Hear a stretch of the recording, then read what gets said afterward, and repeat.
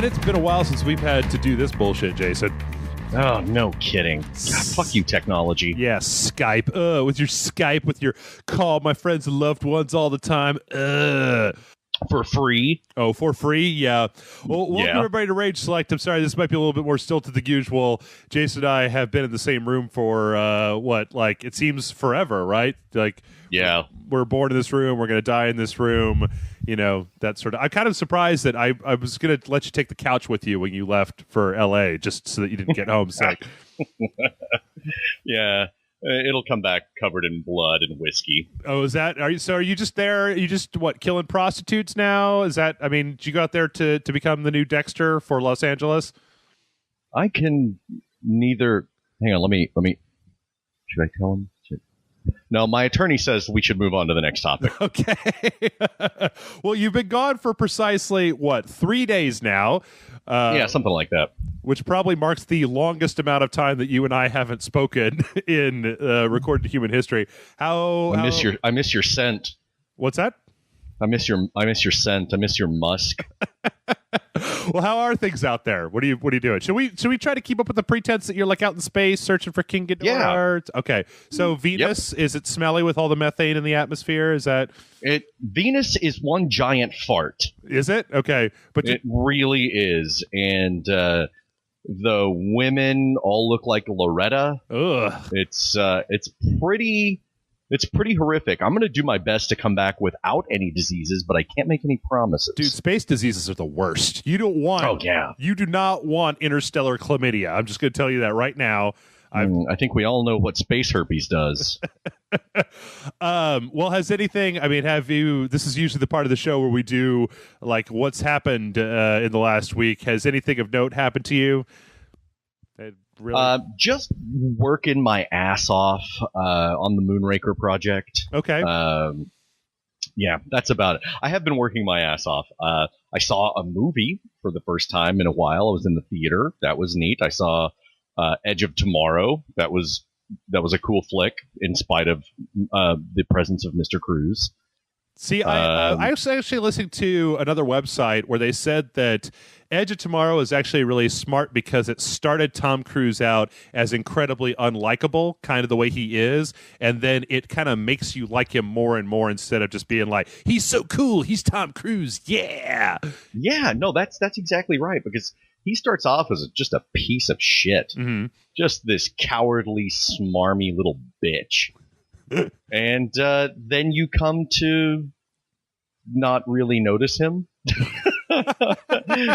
as you're more wrapped up in the story. So, yeah. Okay. I think you made the proper decision because on Monday, you guys know I don't ever go to see movies. So on Monday, I was just like, on Tuesday, Allison and I got done recording Valiant Hearts, and I was like, I think I can go see a movie. I'm going to go see a movie. What's the last movie that I can see? So I went to go see Transformers 4 in IMAX 3D. You dumb son of a bitch. You know, I actually, I've been on public record, Jason, is that not terrifically minding the Transformers movies, right? I mean, I think the third one's stupid and the second one has a lot of really garbagey parts in it. And I was watching the fourth one and it was just like, it was a lot like, I mean, you bring it back to something that our listeners know very well. It was a lot like Taco Bell, right? Yep. I'm there in the theater. I'm shoving the quesaritos in my mouth, and I'm like, God, this is fucking awesome. Shit's blowing up. Mark Wahlberg is giving inspirational speeches to Optimus Prime. Just wrap your head around that for a second. And you immediately got diarrhea. And then as soon as you walk out of the theater, you're just like, yeah. And at the moment that your brain just touches on anything that you just saw, you're just like, oh God, that was fucking stupid. Like more stupid. Like there was just so many. There's so many things in. Like I'm willing to give movies a lot of leeway, right? We know this about me. I'll watch all kinds of crappy shit. But the one thing that I hate more than anything is that moment where you just go, but wait. If that guy needed the thing from that guy, then why did he make a deal with those people instead of just getting it himself? He's got a transformer and his face turns into a sniper rifle. His face transforms into a sniper rifle, which is pretty cool, but you know. That's pretty badass. Yeah. I also had a blistering headache from watching a movie in 3D, which is just, ugh. Yeah, I hear there are a lot of problems with this movie. I bet, though, we could have Matt Frank on, and he could explain how they're not problems.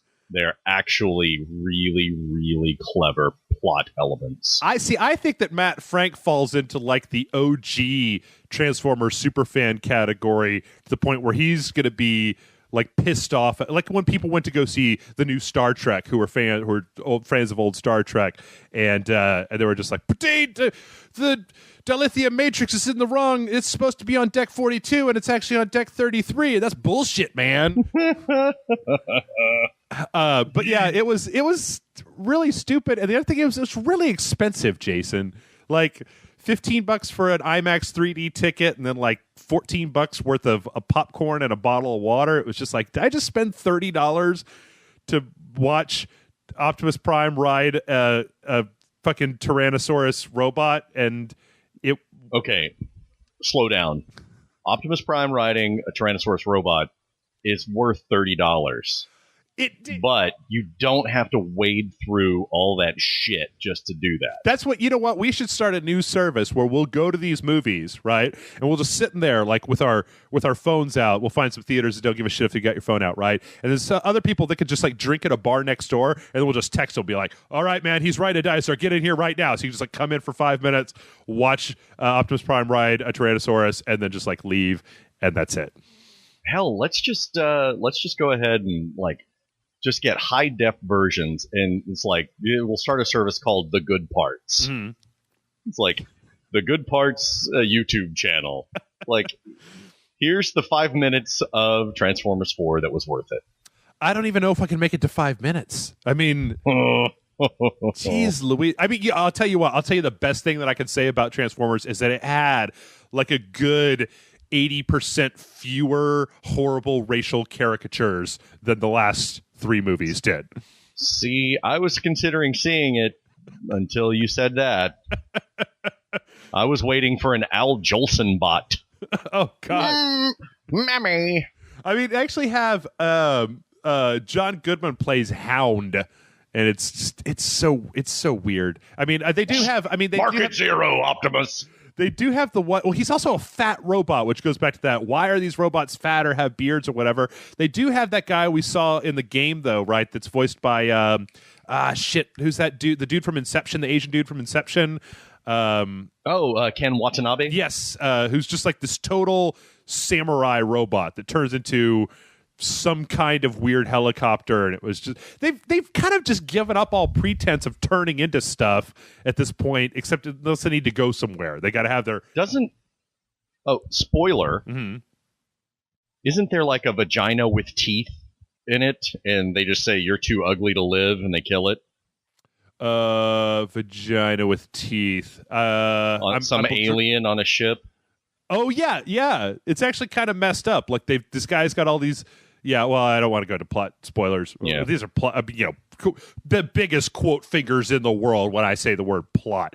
I mean, hey, spoiler, that truck, it turns into a fucking robot. Yeah. I do. The other thing I had to wonder about is, like, I know that they've done it in all the movies and all the previous Transformers movies, but for some reason, this was the one where I'm like, your giant 2-story tall robots, is the rolling when you're fighting? I mean, you're shooting a gun at stuff, right? But they just roll all over the place. Like they're just doing like a forward, like it's like they just got out of tumbling class and they want to show their parents what they did. Like, and it looks like they're made of just junk. Yeah, of just like a bunch of shit just thrown together. There's a part, this is not even a spoiler, but there's a part at the beginning where Optimus Prime, he's all fucked up and he's it's in the trailer, you guys. It's in the trailer, right? He's this old truck and he turns into Optimus Prime and he's all just like, it's falling apart. There's things falling off him or whatever. And then like 10 minutes later in the movie, they're just driving down the highway. He just scans the truck. It turns into like a brand new truck. And I'm just like, well, why the fuck didn't you just do that to begin with? Like, anyway. So I have one other thing. Lots of plot holes from what I understand. Yeah, I mean, and once again, I understand when you say Transformers has a lot of plot holes, but I was thinking about it and I was like, that movie is trying to be so complicated. Like, it's got all these characters and these subplots and these little arcs that characters are having. And I'm just like, Michael Bay, would you just look at Pacific Rim and go like, who cares? It's about robots, right? So just fill up with ciphers and then have a movie, because I enjoyed Pacific Rim way more than that. I mean, I know you didn't, but yeah, you can. Yeah, it's I don't know. Pacific Rim was like it was like, okay, Pacific Rim. If you put that in the movie in the classroom full of all the dumb kids, with hydrocephaly or Down syndrome or whatever, Pacific Rim is going to look like the leader from the Hulk. It's going to look like Mensa compared to the Transformers movies. The other ones are sitting there fucking eating crayons and picking their nose and running around naked and wiping their shit on the walls. Pacific Rim, still goddamn retarded, but the smartest of the Mongoloids. I'm glad to see the atmosphere of Jupiter has not softened any of your metaphorical senses in the time that you've been there, Jason. I only get stronger from Jupiter's Eye of Sauron. Okay, we've got a whole bunch of news and stuff to do. Before we do that, there's one other thing I wanted to tell you, Jason, and I just started doing it not as like a stunt or something to tell you, but I'm on like day 4 now. I've given up cheese for a little while. You just keep making this whole opening to this podcast is Jeff makes horrible decisions. Like, I'm not going to eat cheese, and I'm going to go see Transformers 4. The next one's going to be like, oh, hey, I decided to put my balls in the garbage compactor. Oh, yeah. That sounds like a great idea. I don't have a garbage compactor, though. I'll spend some Rage Slate money to buy a garbage compactor, but... be sure to film it. Yeah. All right, so we got a whole bunch of news. We actually have quite a bit of news today, and the first bit of news is that CliffyB is going to be making video games again. That's right, after 21 months, apparently, that he's been out. He's got some new project that's going to be unveiled. I mean, by the time this podcast comes out, it might already be unveiled, but yeah. I mean, what are the last, like, how many... It's just been Gears of War for like 10 years, right? Yeah. I mean, has he made anything else at all outside of Gears of War? He sometimes makes an ass of himself. Does he? I don't know. He just always seemed like... did you ever see the movie Can't Hardly Wait from the 90s? No, I haven't seen any movies ever. Yeah. If you've seen that movie, there's this character that... who's the guy that does Robot Chicken? The ginger. He was in Buffy. Seth Green. Green? Oh, okay. Not MacFarlane. It's like Seth Green is like he's this kid, this white kid, obviously, who acts at being black and like wears goggles and all this shit. Mm-hmm. Seems like he would hang out with CliffyB and they would get along really well. Yeah, I don't know. Let's see. Gears of War design director on who? Boy, Cliffy. Yeah. All right. The less said about that, the better. I don't know, though. I mean, I at least think that the guy, I mean, say what you will about CliffyB, but like, we haven't, Kill.Switch did like third-person cover-based shooter before Gears of War came out, but Gears of War was the one where everybody was just like, have you seen this shit? I could get underneath this chest-high cover and not get out of it ever. And there's a chainsaw on the sword. I mean, I guess if it's a choice between the new CliffyB game and the new Randy Pitchford joint, I think I'd rather see what CliffyB is up to. I don't know. Maybe CliffyB just ought to throw in the towel. It's like, you did Gears. Let's just call it a day. You're probably telling everybody about that sweet hot tub you got at your townhouse and the new rims you got on your Escalade. Uh-huh. I don't know. That's just how I picture the guy. I think you might be getting Cliff Bleszinski and John Romero mixed up. Oh, they probably hang out quite a bit. Yeah. I mean, everybody knows that John Romero is the most beautiful woman in all of the whole video game industry, right? Oh yeah, clearly. Okay, with the long flowing locks and such. I don't know. I wonder. Okay. Let's tell you what. Here's a good one that we could do before we move on. You put money on the table. Is what he's making. Do you think it's going to be an Xbox One, an Xbox exclusive, or do you think he's going to go the Bungie route and it's just going to be, I'm making these, or is he going to go the David Jaffe route and make Calling All Cars, which is kind of a piece of shit? It's clearly the next Nancy Drew game. CliffyB makes the next Nancy Drew. Nancy has to get behind a lot of cover, you guys. Yeah, and she's got a Lancer in this one. Nancy Drew and the secret of the what are the underground dudes in Gears of War called? Oh, I don't know. Insert subterranean alien fuckers here. I want to say Reapers, just because kind of everything is a Reaper or a something like that. I know. Yeah. Okay, hold on. This is going to bug me. What do they call those assholes? Locust. Yes. Locust. You're right. And they come out of e-holes, which always makes me laugh. Yeah. Nancy Drew and the secret of the missing e-hole. I would pay good money for that. Well, speaking of e-holes, whatever that means, so next up, we've got a story that actually Grant will have talked about a couple days beforehand, but he didn't actually have the resolution of the story when he was talking about it on GVG, which is that so there was a tournament in, where was this, Finland? That was a Hearthstone tournament. And so let me see if I can get the timeline on this right. So Hearthstone tournament, and they had a thing in their qualifications that said that it was open to only male players. So what? Yeah, did you? I sent you all these links. Did you not read any of them? No, I didn't have time. I got Venus shit to do. Okay, well, I'm doing space shit, Jeff. Please, can you call it meteor shit from the Stephen King? I prefer that. Meteor shit. So basically, this Finnish organization was having a Hearthstone tournament, and it was like a semifinal for the IESF, or the International Esports Federation, and it was part of their regionals, right? So they said women cannot be in this tournament. And so they were pressed, and they said, well, why can't women be in this tournament? And they said, well, women can't be in this tournament because the IESF only allows, it has a bracket for Hearthstone, and it is a competition which has been segregated to be males only. So if we had a woman in our tournament win, then we couldn't actually advance them into the IESF's tournament because they would be ineligible simply for being a woman. So then from there, the story goes to the IESF, where they go, IESF, this is kind of fucked up and crazy. What are you doing? And the IESF says that they're trying to get esports recognized as an official, sports sport. And that apparently the organization that they were applying to, which I think I've got the name of it somewhere in here,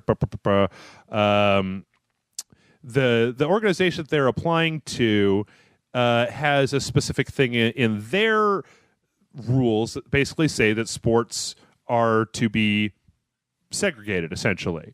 And I think that what this probably comes from is the fact that when you think of quotey finger sports, right, that there mostly tend to be male divisions and female divisions, right? So part of their qualifications of this third agency is that they have men's divisions and women's divisions. Now, that doesn't apply, of course, to Hearthstone because there's no, it doesn't fucking matter, right?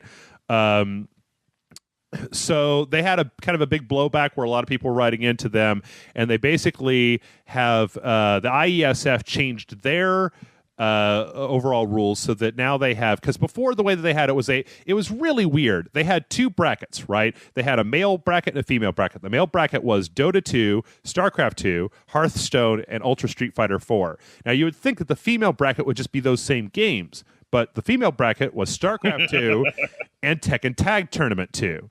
So instead of Ultra Street Fighter 4, it was Tekken Tag Tournament 2, and Hearthstone and Dota were both just non-existent. Which made everybody kind of go, well, even if you're doing these bracket things, it seems weird that you would say, what, women can't play Street Fighter? It's just odd.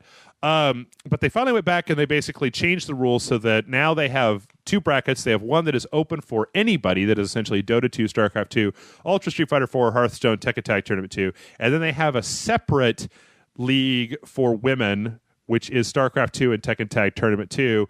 The rationale there being that there are fewer women in the esports that make up esports competitors, and so they want to have a separate league for women that basically highlights that, which I don't know if that makes sense in and of itself. All I know is that this whole thing got done within like a 24-hour time frame. Like Reddit found out about it, and then it just went all crazy. People started emailing in. I was kind of interested to get your take on it, Jason.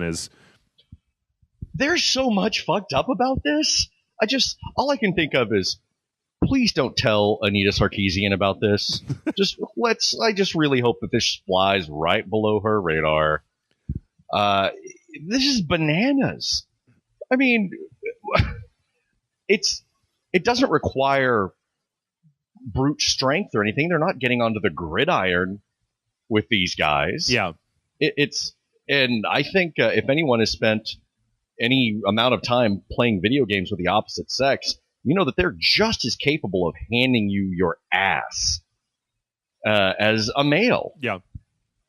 It's just so backwards. I mean, I would honestly think that the procedure here would have been to break it up the chain from this place to the IESF to Sports Accord. That's the name of the thing.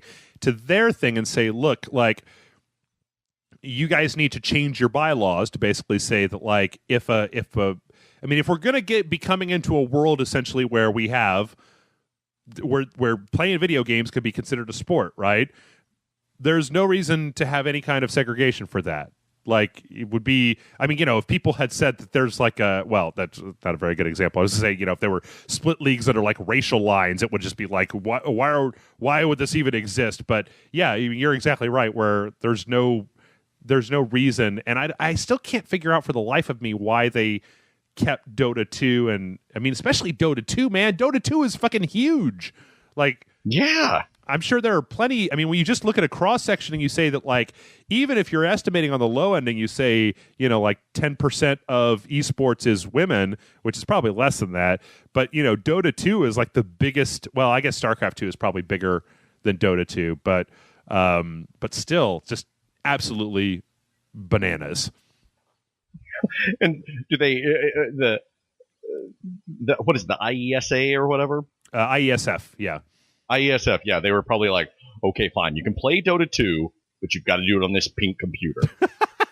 Oh, God. It's like, you can play Dota 2, but you have to be one of the chick characters.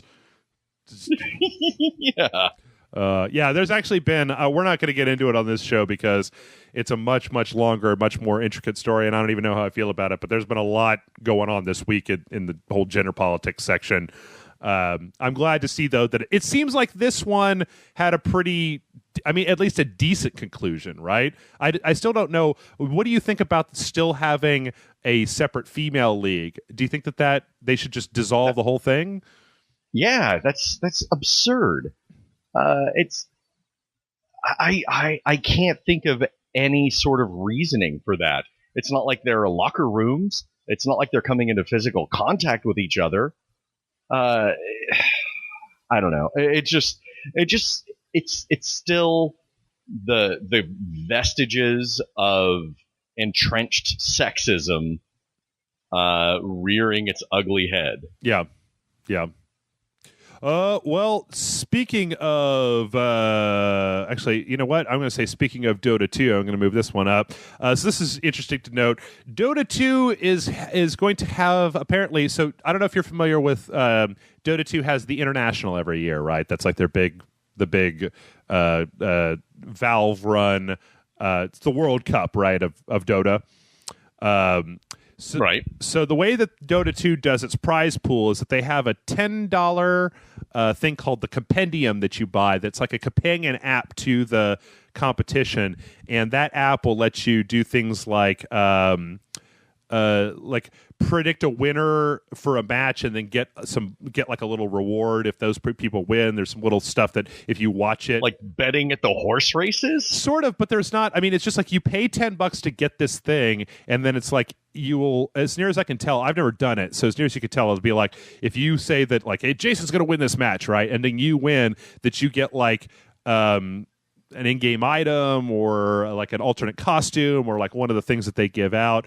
Or I know that last year I had heard reports that it was like if you watch a certain number of hours, they gave you like a little pet, right, for Dota 2 that would follow your character around.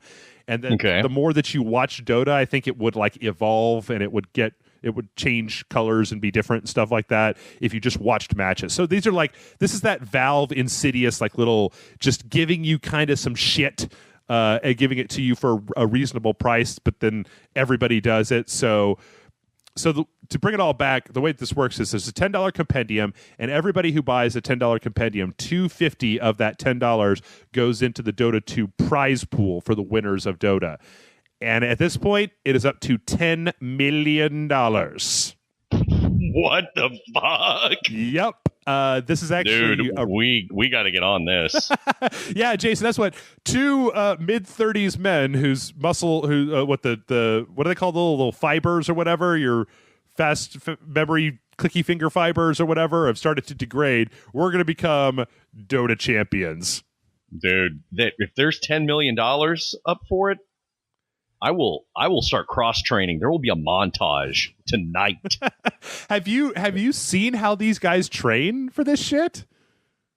I'm guessing they're not like carrying the log up the snowy mountainside like in Rocky IV? No.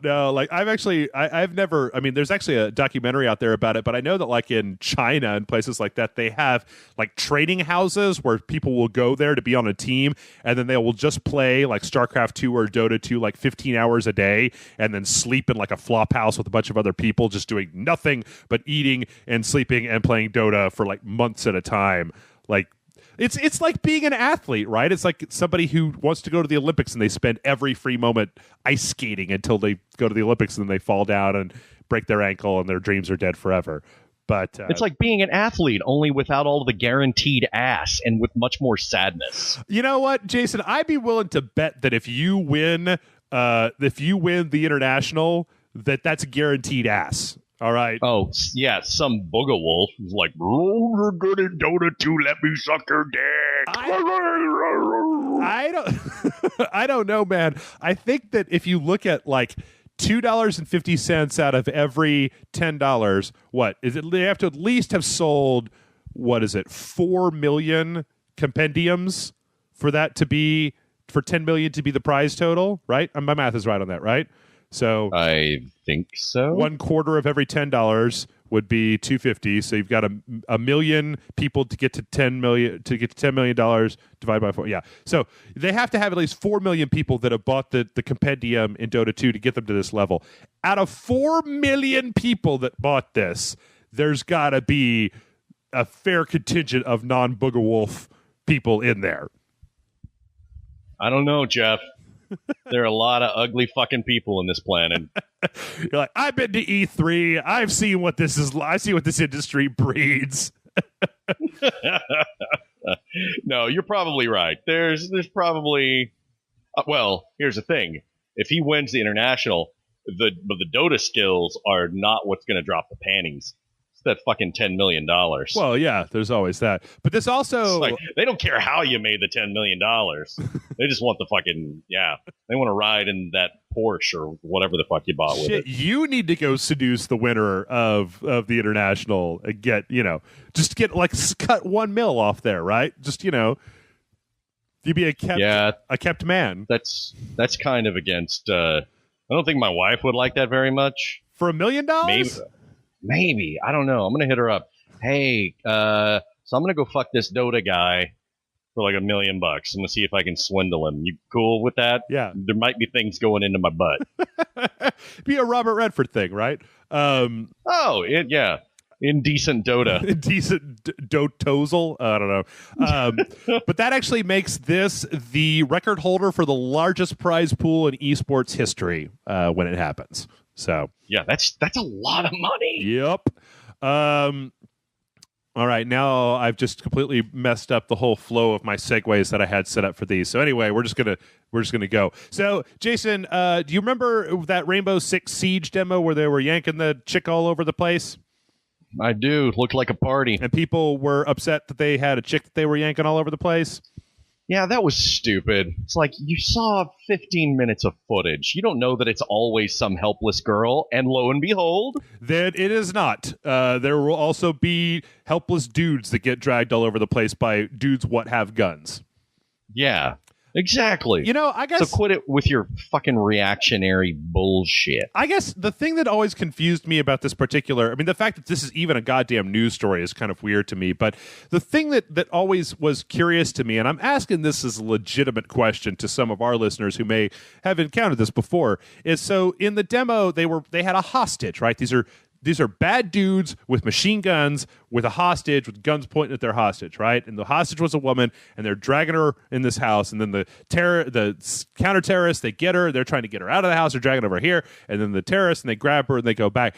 And I'm just kind of... It seemed like there was this group of people that were very upset that they were treating this female avatar as if she was like some kind of flag to be captured. But I'm curious to know what they wanted to happen. Like for her to jump kick a terrorist and then just like go commando all on her own. I mean, I mean, I'm not trying to be like obtuse or sexist or anything here. I'm genuinely curious to know, like, this is a situation that it seems like has a fairly real world analog, right? I mean, nobody gets pissed off that horrible dudes take hostages. I don't know. That was one that was really confusing to me coming out of E3. It's just the hypersensitivity that everyone has to gender relations right now. That's it. Yeah. It's this culture of outrage that the internet has cultivated. To go off a little bit of a tangent here, Jason, this is another thing that I was talking about that happened this week that started to make me think that we're not supposed to be as connected as we are at this point in history. That when you have like especially Twitter, I think Twitter is the one that really bothers me, right? Is that you have this public sounding board where people could just, for nothing, they could just go out there and get on, they could just basically urinate their opinion all over you with no consequences to even their real name, and then just fucking up and out. I don't know. I'm thinking a lot about this. I'm back on the whole, like, I think you should have to use your real name. I just think everybody should have to use their real name. If you want to be a total and complete dickhead and do some bullshit, I mean, I'm all in favor of people having their own dickhead opinions. I like Transformers, right? I got dickhead opinions of my own. That is a dickhead opinion, right? But you should have to you should have to use your goddamn name. And I understand that, like, well, anonymity protects us from people that want to do mean stuff to us. It's like, yeah, but there's a second part to that I think that if everybody had to actually sign their name to the dumb shit they say, that it would just make people be more civil. Anyway, yeah, okay. Tangent, though. Right. Tangent, yep. Speaking of people signing their real names to shit and being more civil, Lindsay Lohan! Oh my God, I'm so happy I get to have a Lindsay Lohan story on my news. So you remember in Grand Theft Auto 5 how Lindsay Lohan, they had a character that was a spoiled bitch, the paparazzi, you were working for the paparazzi guy following this woman around, taking embarrassing pictures of her. Oh yeah. It was very clearly Lindsay Lohan. Well, Lindsay Lohan is now suing Rockstar, saying that they basically ripped off her life in creating this spoiled, or not spoiled, but she was spoiled, whatever, but in creating this character in Grand Theft Auto 5. And I think it's wonderful. I love it when this kind of shit happens, because hasn't Lindsay Lohan sued just about everybody at this point? I think so, but you know, it's clearly a parody, so she's not going to get shit. Yeah, is she even? I mean, does she even have like a career or anything anymore? She was in some indie film, The Canyons, which apparently was terrible. Okay, like a year ago or something like that. But man, I just hope this goes to court and Rockstar's lawyers just say, okay, our opening statements, yeah. And they just look over at her and they go, "You dumb cunt." That's all. Okay. And then they sit down. I don't know. Like I think that I heard that Lindsay Lohan lives on the moons of Venus. I think you should try to get an interview with her while you're there. I want you to take one of those Venusian travel the stars homes buses and then jump out, run up, and knock on her door and be like, Ms. Lohan, will you comment on the rumors that you're suing Rockstar? And, you know, I don't know, man. If you get close enough to her, don't you get some sort of herpes? Like there's like some sort of plague cloud, like locust coming out of her vagina. I have no idea. I just, I remember Lindsay Lohan used to be like all wholesome and shit, right? That was a long time ago, but yes. Yeah. All right. Next up, speaking of celebrities, so you didn't actually get a chance to play the Destiny Alpha, did you, Jason? Did not. Okay, well, this is something that you may or may not actually know about the Destiny Alpha, but you know how Peter Dinklage is the voice of your little robot dude in the Destiny Alpha, right? Yeah. His vocal performance was, shall we say, a bit muted. That's what I hear, that he was just like, yeah, blah, blah, blah, blah, blah. Yeah, and so whether this was supposed to be like he's a fucking robot, he doesn't care. He's just like, hey, look out behind you, that wizard's from the moon. Which is, I love the fact that apparently Bungie has made shirts that say that because the line was ridiculed so much. Really? Yeah, that just says that wizard is from the moon. But there's a story this week that says that they are not done with the production on Destiny. In the beta, that they're going to have some different takes on this stuff. So it sounds like they're listening to the feedback from the alpha, which is good because because that's kind of what an alpha is for. It's not really just a press thing. It's to kind of do feedback and smooth out rough edges and shit like that. Yeah. But they said it's been updated for the beta and it'll be updated again at launch. So hopefully we'll have a little bit more. I mean, I don't know. At some point though, Jason, do you really want to every 5 minutes have Tyrion Lannister making a 5-minute speech that you have to be really invested in? Maybe. Yeah. Maybe. I like Tyrion Lannister. I'd listen to him talk. Yeah. I don't know. It's funny because I could identify a bunch of other people in there, and like they all had fairly muted dialogue, right? Like they weren't just like, oh my god, get to the ship, blah blah blah. I mean, they weren't like screaming at you or anything. They were just talking to you. But Peter Dinklage's was just a little flat. Like maybe take another take of that. So yeah, I'm really happy to hear about this. Also, man, I can't wait to play Destiny. It was so good. It was so fun. Well, no segue at all. There's a story here where apparently, okay, so I don't even know how this happens. I brought this up because I need somebody to tell me how this happens, right? Sniper Elite 3, you remember that game? I do. Apparently, somehow, 7,050 Sniper Elite 3 Steam keys were stolen. Like, I don't know how. Okay. I have this mental image of Catherine Zeta-Jones going over the lasers and stuff to get the 7,050 Sniper Elite Steam keys. But this is a weird story because what happened was they had 7,000 Sniper Elite keys that were stolen, and then they were given out to resellers who then sold them to people online, and then those people activated it, and they got Sniper Elite 3. Well, they are turning off all 7,050 of those keys and making them unable to play the game. And that's a lot. That's a lot of keys. Have they all been activated? I don't have any of that. I don't have any of that information. But what I know is that basically, and this is one of those things where you get into kind of how do you handle this sort of thing, right? Because technically, if those keys are invalid, I mean, one would have hoped that if 7,000 keys were stolen, they would have done this like immediately, right? That they would have just immediately turned them off as soon as they knew. I mean, maybe they did, and maybe it's just maybe it was some like there was an open database on somebody's server, and somebody got in there and they like got a bunch of keys. But what they've ended up with is a situation where they have 7,000 people who legitimately thought they bought copies of Sniper Elite.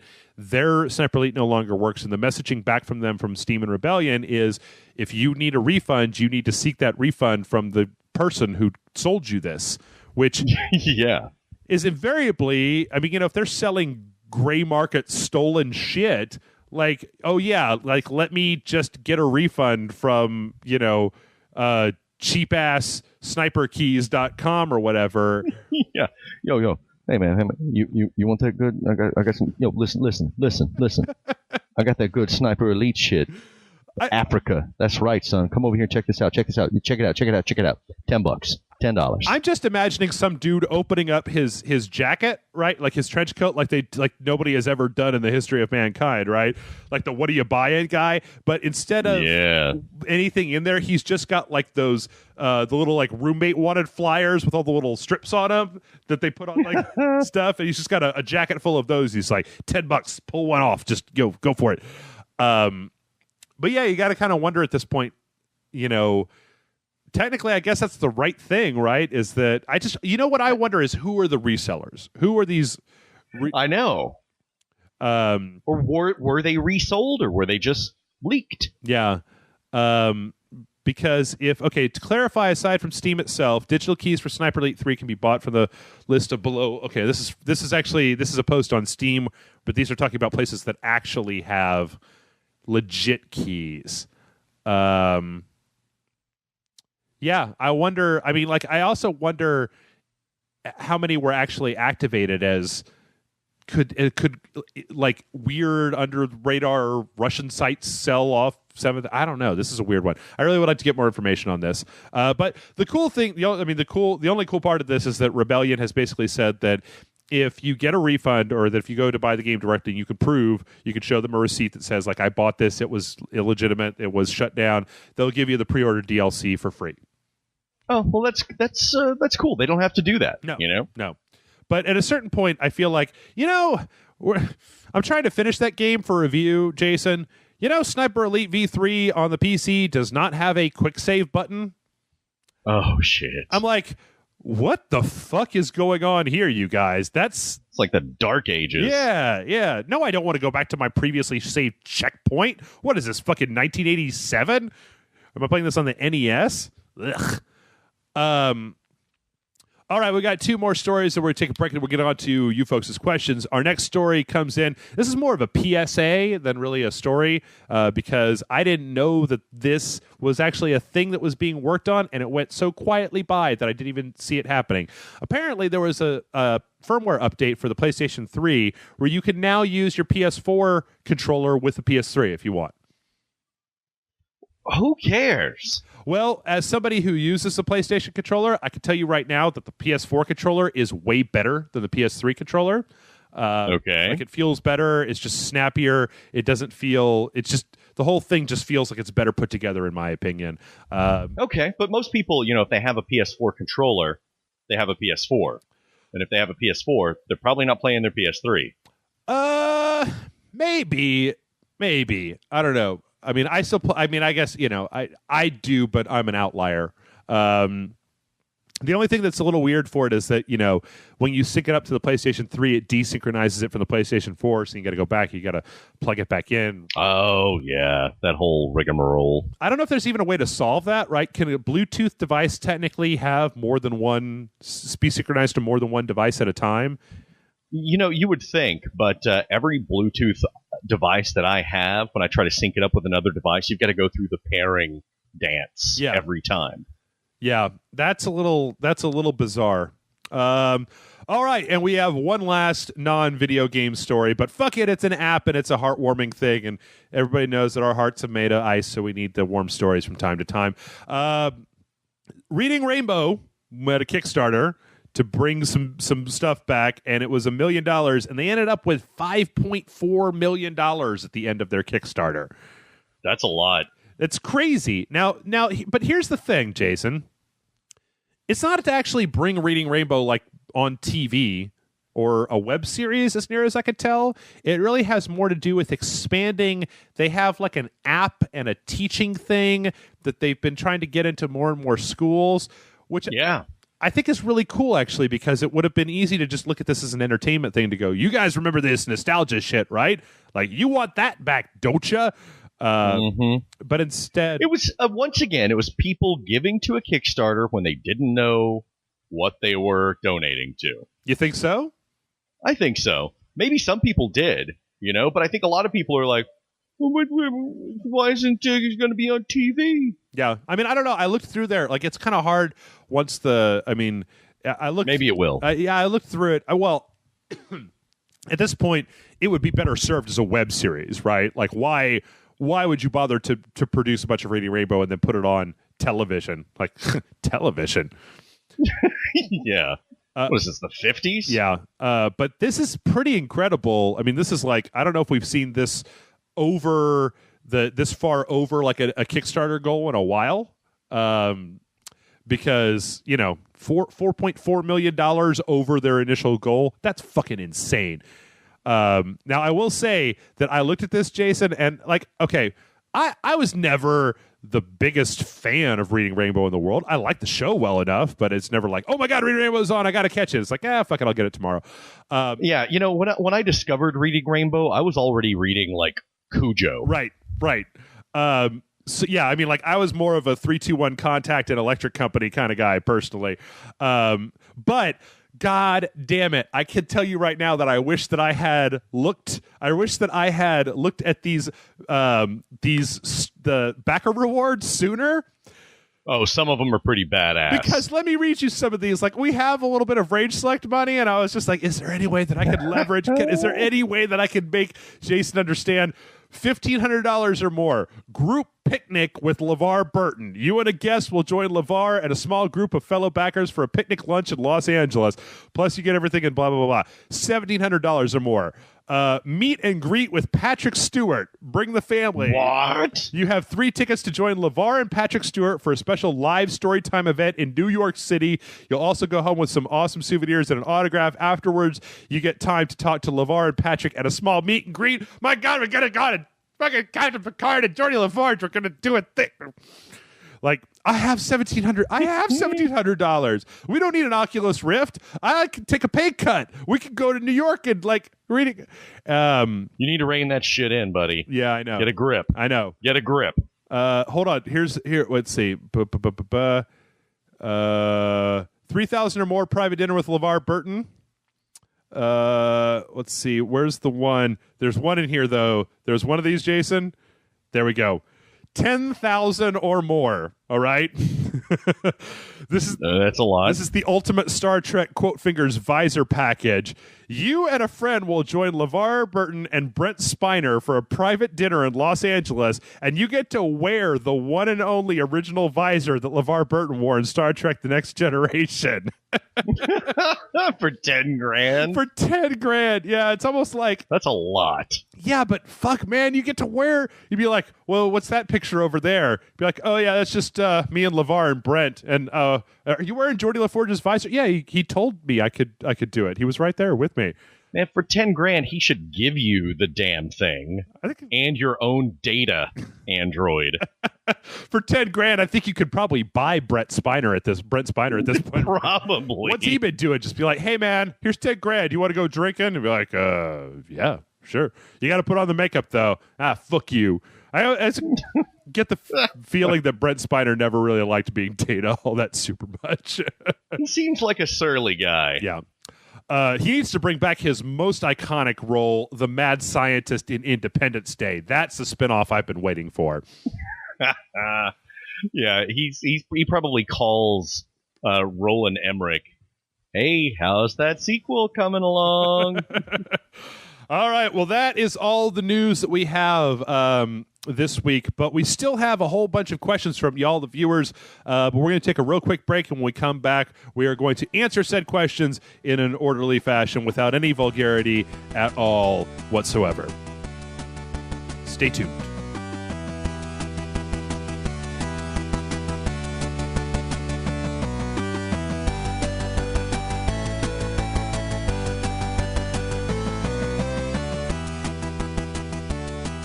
You know, Jason, I'm starting to think that human beings aren't meant to drink like 32 ounces of coffee every day. That's probably a good assumption. Yeah. You know, I don't really do the soda thing, but I'm starting to think that the amount of coffee that I'm drinking is starting to... I'm starting to feel like Edward Norton in Fight Club, and I'm just waiting for that cool guy with the porno shirt to show up and, you know, bomb the Rage Select studio, I guess. Yeah, at this point, the coffee's probably not even having any effect on you. Yeah, I actually think that I'm starting to get caffeine headaches from not drinking coffee. That it's just become you have to drink 32 ounces of coffee every day just to be regular, and not that kind of regular, but you know, you got to reset, man. Yeah, I guess I just have to stop doing things. It has been psychotically nightmarish here with just stuff and stuff and stuff and stuff. I'm really hoping that next week, I mean, we're having as the time this podcast goes up, we're having a little meet up with folks who are in town for RTX, and it was just like, hopefully next week there won't be a thing that requires front loading or logistics or stuff, and I could just sit down and play some, catch up on some of these games that I want to finish. But let's get to the emails. Enough bitching about Jeff and his bullshit. This first email comes in from Miro, and Miro says, "Hi, Jeff and Jason. I'm from Europe." Oh, I kind of... Okay, this is kind of a direct... I didn't even plan this. Hi, Jeff and Jason. I'm from Europe, Slovakia, and the part of American culture that gets exported here, movies and shows, is full of tropes that make you look like caffeine junkies. Half-liter coffee mugs and Starbucks takeaway everywhere. Not being productive without the morning coffee. Computer geeks constantly high on caffeine, etc. Is it just exaggeration or mostly true? I don't drink coffee, and I do energy drinks only when driving long distances. Keep up the good work, Miro. Well, it's totally true. It's pretty true, man. We are slaves to that Colombian product, along with a few others. I think it probably, tell me what you think about this, Jason, but I think it has to do with the fact that, like, America, we've really, over the last 10 years, gotten into a place where it's just like, well, you need to just be doing everything all the goddamn time. And the thing that tends to get left out when you're doing everything all the goddamn time tends to be sleep. And so you just... Yeah, leisure. What's that? Right. I actually didn't even start drinking coffee until like 2 or 3 years ago. But I always heard, like, that there's all these good benefits to being a long-term coffee drinker, like your chance of Alzheimer's drops by a certain percentage, which I don't know. Maybe that's a bad thing. I hear it's really scary having Alzheimer's, but, wouldn't it be kind of cool? Like, you just keep meeting people over and over again? Is it like the movie Memento? Is that what it's like having Alzheimer's? I don't know, but living the movie Memento didn't really seem like a lot of fun either. I don't know, that he wasn't exactly having a good time. That dude got a brand new suit and a car, and Trinity slept with him, or did you... Oh, I can't wait to get that phone call from you. It's like, have you played Dark Souls? Oh, it's like, yes, Jeff, you've called me 25 times today. Yeah. I'm gonna get the Memento tattoo on my arm that just says, "Everybody already knows about Dark Souls, Jeff." Yeah. I don't know. You don't really drink a lot of coffee, though, right, Jason? You said it doesn't really do anything for you. Yeah, I drink a lot of sodas, but I don't even know if those help. I do coffee, and I'm just like, I can immediately go and take a nap. Yeah, I think. See, for my money, it's weird looking at Starbucks because regular black coffee is not like a fancy drink, right? Like that's like one of the cheapest drinks, or should be the cheapest drink in the world, right? It's just garbage, it doesn't require any. You just put a bunch of beans in hot water, and coffee, boom, done. No, our culture has fetishized coffee. Yeah. It's like, well, this is a Guatemalan roast that's picked out of caterpillar shit or something absurd. I think for me, it's just I go through the drive. Part of my daily routine before I do Rage Select is that I'll go out and I'll get some food, and I'll usually go to Starbucks and get a giant thing of coffee as well. But I usually just get like iced coffee with nothing in it. But I'm always kind of horrified at just the number of people I see in the drive-thru that are getting... you could look at what's in their cup and you're like, that is just a candy bar with a little bit of coffee drizzled on top of it, and then whipped cream put on top of the candy bar. Yeah. And like the giant coffee that you get, sometimes I look at you and I think, what are you trying to keep yourself from going into a coma? Yeah, kinda. I mean, and then that's the thing, is that it barely does anything for me anymore. That's one of the most horrifying things. I'm just like, fuck, man. It used to be that I would get like 2 sizes smaller than the one that I got, and that shit would just keep me bouncing off the walls for like a day. Yeah.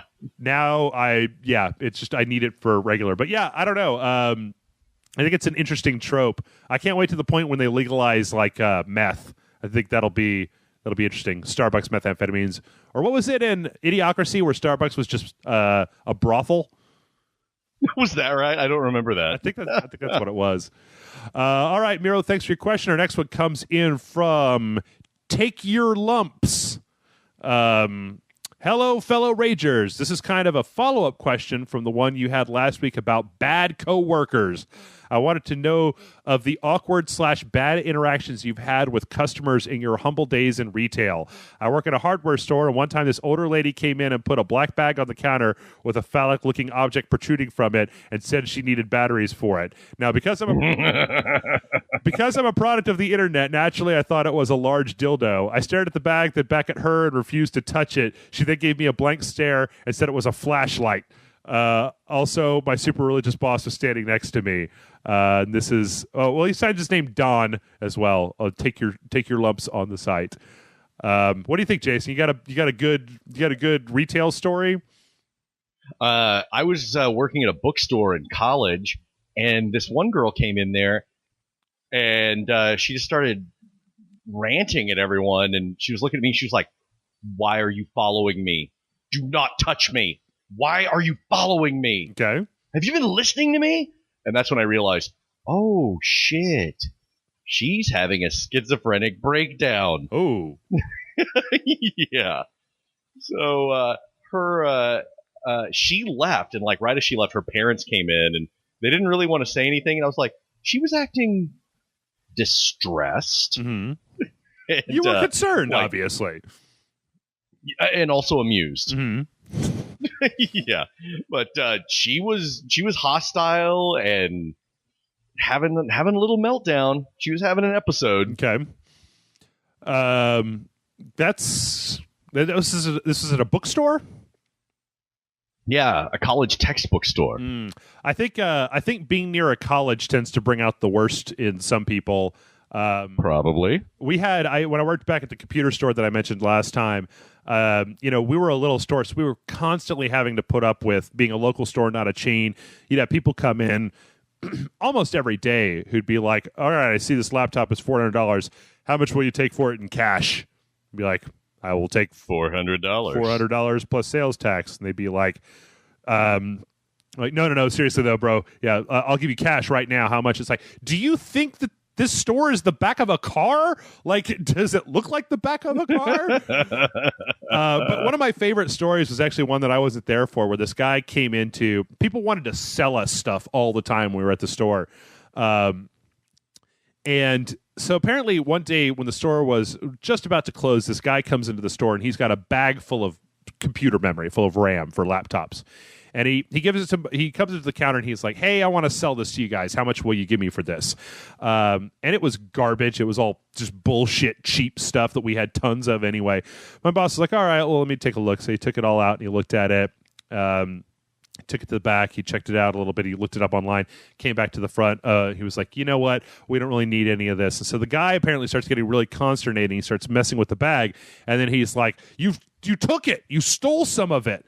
And my boss is like, "Dude, we don't need this. This is garbage. We wouldn't bother stealing garbage from you." And apparently the guy then, like, he flips out. He says, "I'm going to call the cops." And my boss is like, "All right, call the cops. That'll save us from having to throw you out of the store." And the guy, like, runs out of the front of the store out to the street and starts screaming, like, "Help! Help! They're robbing me in here!" Like the people on the street, he was like, "Help me! I need the police." I never actually heard the end of the story because apparently he thought that this was some kind of like tactic to make them freak out and they'd be like, no, we'll give you money. Just get out of here. When they were just like, "Yeah, just here, we'll call the police for you, and then they can come in here." He's all screaming, and he looks back. And he's like, "Oh, this isn't working, is it?" Yeah, I mean, that was a weird job. Like, we had people who would bring us beer from time to time. Like, if we did something real fast for them, or we did a good turn for them. Sometimes we had a tip jar. Sometimes we would just fix shit that we knew how to fix really quickly, and they'd be like, "How much do I owe you?" You'd be like, "It's too much work for me to even write you. What am I going to do? Write you a bill for $5 of my time? Fuck it."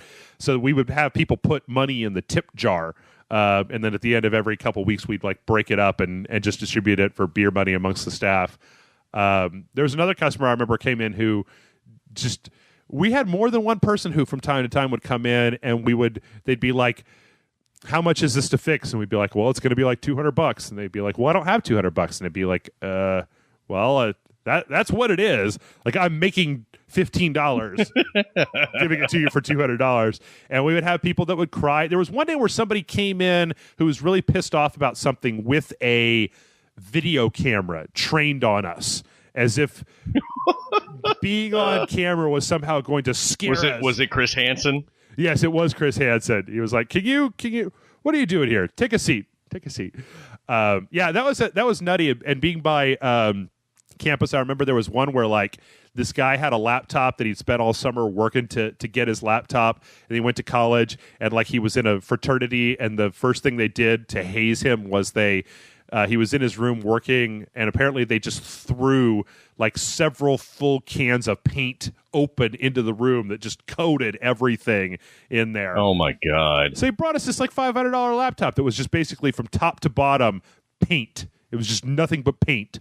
And we had to tell him to be like, sorry, man, I can't fix this, or I can fix it, but it's going to cost way more than just buying a new computer. Yeah. And if I were you, I would find those guys and, I don't know, maybe slash their tires, maybe, I'll leave it up to you. Slash their fucking faces. We had so, and don't join a fraternity, dumbass. When you work near the University of Texas campus, we had more laptops that had beer, wine, and liquor spilled in them than I think would have even been possible. As it'd be like, I have a few of those at home. Yeah. Yeah, I still have a couple of keys on my laptop that are sticky because of a Scotch-related incident. Mm-hmm. Yep. Yeah. Yep. All right, our next one comes in from Daniel, and I think this is a good question, Jason. I think you're uniquely qualified to answer this. Hey, Jeff and Jason. I've met a few people that absolutely love Star Wars, even the prequels, but they cannot stand other sci-fi shows, especially Star Trek. I try to show other things that are similar to Star Wars, but they don't really care. It's odd to me since I usually find fans of other shows loving Star Wars too, rather than disliking it. A lot of Trekkies I talk to don't have that level of disgust for Star Wars like Star Wars fans do of Star Trek. Have you all encountered this before, where someone will love a type of show / franchise but will not even consider anything in the same genre? Since Jason is a Star Wars guru, I'd like to hear if he knew people like this before and what he thought. Thanks and take care, Daniel. Totally. You see that happen all the time. I mean, and part of it, let's get into some semantics here. You can't really expect someone that likes Star Wars to like Star Trek. Why? One of them is science fiction. The other one is science fantasy. Star Wars it's more Arthurian legend and Wizard of Oz and wizards and monsters and stuff. Star Trek is sci-fi. Mm-hmm. It's space exploration. But yeah, you see that all the time. I had an ex who was like really into Harry Potter. Mm-hmm. But she wouldn't get into Lord of the Rings for some reason. Really? And I can see the difference, but she wouldn't even give it a chance. I think a lot of it is just bias, honestly. They're just not giving it a chance. Because I see this so many times. It's like, how many people saw and loved the Avengers movie? Mm-hmm. A lot. How many of them will actually read an Avengers comic book? 5%? Yeah. Something like that. And it's like, no, this is the good stuff. This is the weapons grade Avengers. It's like, this is medicinal quality superhero shit, man. It's like, you want to know about Ultron? I'll tell you about Ultron. Here's a stack of shit. Read it, but they just shy away from it because, and it's the same thing. Yeah. It's just a different medium, yeah. I don't know how to get around that, honestly. I haven't figured it out. But yeah, I see that shit happen all the time. I don't know if I've ever really seen it before. I mean, I think most of the people that I hang out with in our particular circle of friends, I know some people who are like, well, I like medieval fantasy, but I don't like spaceships and laser guns. And I'm like, okay, well, that's fine. You want swords. Sure. Right. Yeah. But I wonder, if you had somebody that watched Star Wars, why they wouldn't be into something like, say, Firefly, right? Yeah. Now, see, Firefly, it's its own different animal because it's definitely playing up the Western vibe and everything. But I mean, let's be honest. Malcolm Reynolds is Han Solo. Yeah. Right. Yeah. So, there aren't as many monsters and aliens in Firefly. I don't even know if there are any. Now that I think of it. No, I don't think so. But yeah, Star Wars is way more fantasy. But or yeah, like it's Farscape or Stargate, like Stargate Atlantis or something like that. Yeah. I don't get it. I think it's just bias. It's like, well, the mainstream has accepted this, but Farscape is still for nerds. That kind of thing. God, it's 2014. Are we really still dealing with this bullshit of like, I don't want to be thought of as a nerd? Like, I think we're getting better. We're getting there, but our people are still on the fringes. Yeah. Well, it's like, people, everyone was talking about the Avengers and everything when at my last job, and I was in the office and everyone was talking about the Avengers and at the the coda of the Avengers, the little epilogue after the credits, the stinger, right, was Thanos. Yeah. And I've told this story before because I was very careful not to tell anyone about my my comic book love. Because I just didn't want those people in my fucking business. But this one guy's telling me, he's like, yeah, you see that? Red Skull after the credits. I'm like, no. Like, no, I don't think that was Red. He's like, yeah, it was Red Skull. He's like, dude, I've seen those movies 1,000 times. He's like, I've already seen Avengers twice. I saw Captain America 4 times in the theater. And it's just this guy in this office environment. And I'm like, oh, yeah? Yeah? I don't think it was Red Skull, And then I pulled up the wiki entry for Thanos. Mm-hmm. And I sent it to him and I said, hey, my buddy, my friend, he's a big comic book nerd. And he said, this is who it is. And I think he's right. I mean, look at him. And the guy looked at it and he's like, no, dude, it was totally Red Skull. He's like, I don't even know who this guy is. And I was just like, ah! Why would Red Skull be in the galaxy? Okay. That's one of those, like, goddamn, having this website has had to make me, Jason, come to grips with the fact that, like, when you're wrong about some shit, you got to just be wrong about that shit, right? You got to go. Yeah, but I couldn't tell him. I couldn't go, listen, motherfucker. I know, okay? I read the Infinity Gauntlet, all right? And Infinity Watch and all the other Infinity shits. That's Thanos, the mad god of Titan. Yep. And I was so close to, like, and here's his lineage. Here's his family. Here's his arch enemy. Here, let me tell you about the time he did this and that and all this. But he's like, no, it's I'm sure it's Red Skull. And it was just like the fucking steam and blood boiling, just rising to the top of my head. And I was just like, okay, maybe you're right.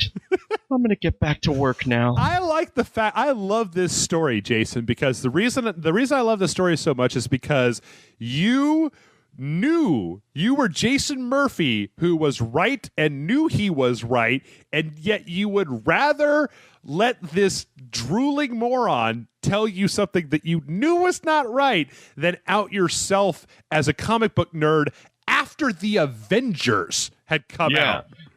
It was in the workplace, and I maintained for a long time this anonymity. No one knew anything about me. The guy that sat across from me for like 2 years after he was moving like to another department, he was talking to everyone, and he was like, hey, yeah, like this kind of this going away thing for him. Right.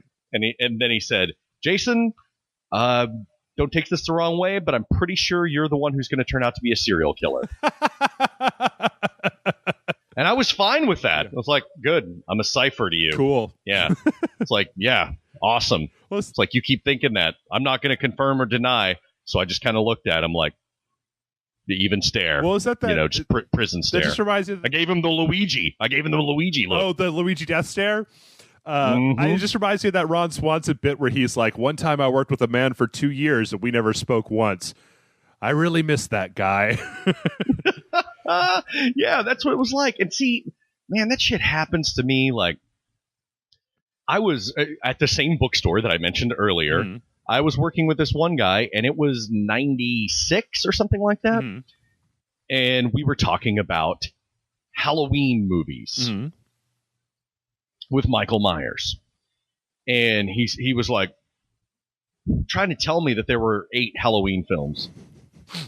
At the time, there were not. There were 6. I was like, no, there are only 6. It's like there's Halloween, Halloween 2, Halloween 3, Season of the Witch, Halloween 4, The Return of Michael Myers, Halloween 5, The Revenge of Michael Myers, and Halloween 6, The Curse of Michael Myers. That's all there is. He's like, no, you're leaving some out. I'm like, no, I'm fucking not, Mark. I'm not leaving anything out, okay? I like the fact I know this shit. You're so pissed even today about this conversation that you're having. Still makes... It's like my ex-girlfriend... When I referred, after Spider-Man 2 came out, I referred to him as Dr. Octopus, and she was like, why are you calling him that? It's Dr. Octavius. And I'm like, Dr. Octavius is his real name. Dr. Octopus is his supervillain name. She's like, no, it's not. I'm like, what? What are you saying? Have you been in the garage, you ignorant cunt? Have you seen? Oh, what do you think's in those boxes? What do you think are in those boxes? Bones? Maybe soon. I just have to walk away during this. I'll just let you go. I'll come back. You just give me a text message real fast when you're done. Well, I was about to cut a bitch. I swear to Christ. Here's a question that brings us back to Daniel's question, right? So do you think that with the level of, like, because a lot of the Avengers stuff up until now has been very comic book sci-fi, but with Guardians of the Galaxy, it looks like it's going to be very space opera sci-fi. Do you think that's going to act as a gateway for other people to maybe get into different types of sci-fi? Oh, possibly. That's a good idea. I'm really hoping Guardians of the Galaxy is a hit. The trailer has amped me up so much. Yeah. I mean, well, there's still a chance that it could fail horribly. Yeah. You know? Because, honestly, everyone that I've talked to are people who would already go see a Guardians of the Galaxy film. Yeah. You know? And not all of them are people who, they're friends and family, and I surround myself with people who like the same things I do for the most part. You know, like Allison, she doesn't know who the Guardians of the Galaxy are, but she's ready for that damn movie. But she's also, big fan of Firefly and, Neil Gaiman and, all sorts of cool shit that we're all into. Right. But is my mom gonna like Guardians of the Galaxy? Hell if I know, man. Well, it's got that nice boy from Parks and Recreation, right? Yeah, Andy Dwyer. All right. Our next question comes in from Tony. Tony says, Dear Jeff and Jason, who do you feel are the most forgiving video game fans? Nintendo loyalists or Xbox loyalists? While Nintendo has never dealt with system failures to the level of Microsoft, the Xbox has rarely kept fans waiting for games that make the purchase of the system worthwhile. Thank you for reading. And are there any plans to have Old Rage Select shirts re-released for purchase? Sincerely, Tony. I don't know, Tony. Last year we had a little Black Friday sale, or maybe it was a Cyber Monday sale. It was a sale. It was some kind of sale where I brought some of the shirts back. At this point, the main problem is just that now we have a few shirts that aren't even on some of our online retailers. But in any case, what do you think, Jason? Nintendo loyalists or Xbox loyalists? Who are more forgiving of the company that they are fans of? I am going to go with Nintendo because there are few types of people that are as dangerous and rabid as a diehard Zelda fan. Yeah, I don't know though, man. You talk to people about Xbox and there are people who won't hear a bad word about it, even though you remember the Xbox 360 launch and all the Red Ring of Death shit and just. Oh yeah, dude, that affected me hardcore. But I'm just thinking, remember when we did the 1 year anniversary podcast and we brought up the fact that Link might very well be a homo? And Kristen got upset, dude. Did she? Well, yeah, sure. Yeah. Kristen got all pissed because she's one of them. She spends half her time in Hyrule, virtually or mentally. For my money, I've always, whenever we've had conversations like that, for my thing, I find that Nintendo fans seem to be more upset when you say anything that is not pro Nintendo. That yeah, they're just like, well, the Wii was a great system, and I go, well, I guess. I mean, I didn't really have any interest in swinging my arm around, so it wasn't that cool to me. The Wii was a cute system. It was adorable. I mean, I guess that's the thing, is that for both sides, that no person who identifies himself as like console or video game company loyalist ever seems like they're really interested in listening to any criticism about their stuff. Sony, Xbox, Nintendo, anybody, Steam, like anybody. It seems like once you buy into that sort of thing. The whole console war is absurd. It doesn't make any sense. It's like there's a lid for every pot, so to speak. It's like, yeah, you like Xbox? Great. Yeah. Cool. Play Xbox. You like PlayStation? Cool. Go with that. You like Neo Geo? Whatever. But choosing sides? It's like, what are you going to meet on the battlefield and fight? Mm-hmm. Why are you being such bitches about it on forums? You just look like a stupid asshole. Yeah. Well, I don't know. I kind of like it. I mean, I kind of like the fact that there are people out there that those companies can cater to that are diehard fans and that won't hear anything wrong. I think it's just, as I've said multiple times in the past, I mean, I think somebody on the website had this very long response last time I talked about this, where they said that it's totally worth doing. I just think it's not worth, like, if you want to let people who are hardcore Nintendo fanboys fight with hardcore Xbox fanboys, I say, you guys go do that over there, and that's fine. I am not getting involved with that whatsoever. And that's fine, because I don't think that if you've got a diehard Nintendo supporter, I don't think you're going to ever say anything to change their minds about Nintendo. Yeah, it's not about the console, asshole. It's about the games. Yeah.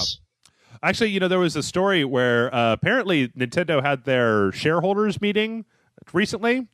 And it was a lot of sighing and crying and people committing seppuku. Well, actually, there was a question about whether Satoru Iwata was going to stay on as president, and apparently I don't have the details of it, but what I did read was there are a few stories out there that say that when you read like the minutes from their shareholder meeting, that it was nasty. Like their shareholders were like, "What the fuck are you doing? What the fuck is going on here?" Like, just upset with them about the way that Nintendo is going. And apparently there was a question as to whether or not Iwata was going to be revoted as reelected essentially as the director.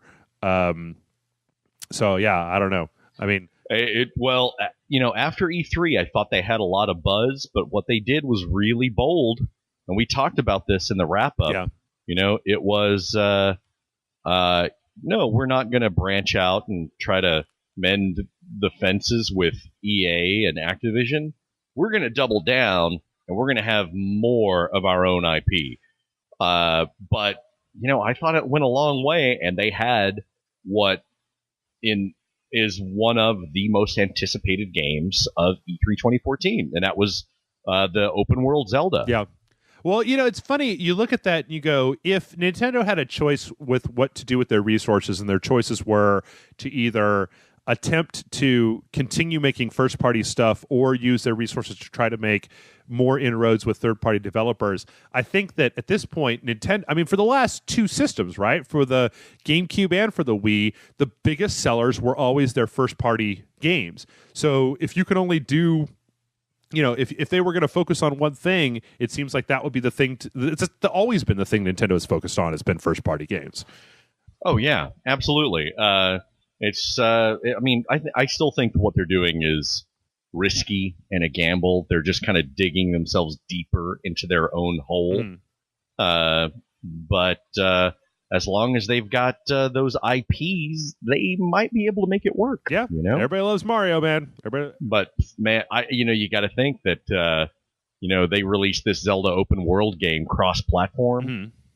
How many more would they sell? Would it even be? Would it would it obviate the need for a console? I mean, that's never going to happen, right? But it's an interesting thought. I mean, I think it's one of those things where they could do that, but then, like, yeah, I mean, it's an interesting mental exercise to go, like, if you release Zelda on the one console, then you're probably going to get people who are going to buy that console specifically to play that Zelda game, which is going to make your install base bigger and then potentially attract more people in. Or do you go for the cash grab? Because, I mean, like, that's also one of those things where once you open that door, you could never close it again, right?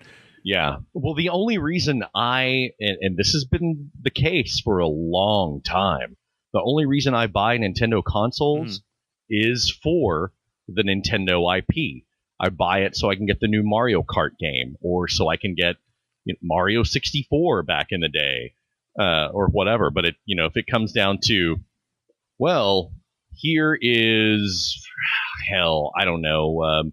Let's just say, I don't know, let's popular franchise X, Call of Duty.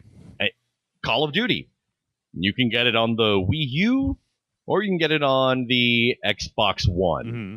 Well, I'm going to get it on the Xbox One. And yeah, I mean, it's the only reason I buy Xbox consoles, especially now, is because of their in-house IP. Nintendo consoles. Yeah. Okay. What did I say? Xbox. Oh, I'm sorry. Nintendo consoles. That's what I meant. Yeah. Sorry. I mean, I think it's been like that for a while. I mean, I think you'd have to go back to maybe the GameCube to find stuff like Eternal Darkness or Resident Evil 4, which came out first there. I mean, I'm trying to think of stuff that came out that was like premiered on the Wii, but then was eventually brought over to other consoles. And I don't think any of that stuff from the Wii, because because it had less power than the PS3 and the Xbox 360. I don't think there was as much cross pollination, right? You get like a weird stripped down Wii version of whatever that game was on the other two consoles. Anyway. All right, our next question comes in from Neg Primer, who says, "Greetings and salutations. I am a student currently studying game design at a school that hires different types of industry insiders to teach. One of my professors, who routinely talks about Mass Effect, The Last of Us, and Riven, that's a weird list, in class, is Riven? Yeah. Okay. Is extremely excited about The Division, but cannot say why because of NDAs and confidentiality. I know in the past you've stated that you're not particularly interested in it and that they haven't shown you anything that would get you excited. My question is, what would it take to get you excited about The Division or any near-future shooters? I'm asking for rampant speculation on what possible mechanics the game could contain that you would find interesting enough to hold your attention. Forever yours in mind, body, and soul, Neg Primer." And then he put some X's and O's. So, that's sweetheart. Mm-hmm. I love him.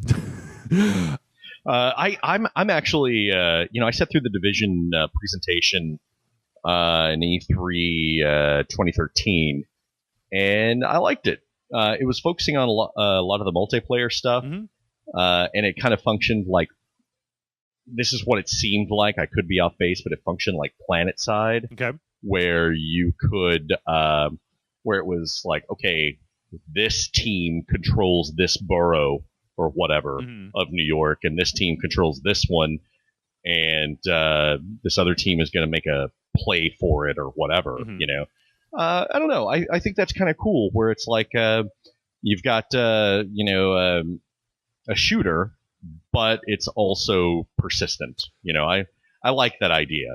And then you go ahead. Oh, I'm sorry. No. Go ahead. What I was going to say is that I think we've talked about that. And so for my money, when he says like what would it take to get you excited, is when you talk about that sort of gameplay mechanic. What I need to know then, my next question is going to be, why do you hold?